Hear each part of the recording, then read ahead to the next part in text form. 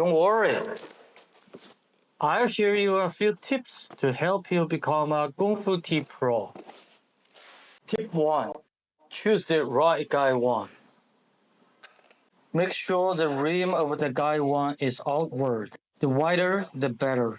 It can hold around 110 millimeters and has a thin wall. Tip 2. Don't overfill the Gaiwan. Fill the Gaiwan with water only 70 to 80-fold. This way, you'll lower the risk of burning your hands, since more water means more heat. Tip 3. Three-finger method. Hold the bowl with your index finger, middle finger, and the thumb, like this. Tip 4. Tilt and pour. Tilt the lid slightly to allow a gap.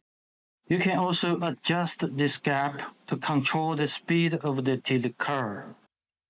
Tip 5. Practice. Practice. And practice. That's the trick. Hold on. Hold on. Try to get used to the heat from the Gaiwan, as we've all experienced burned fingers.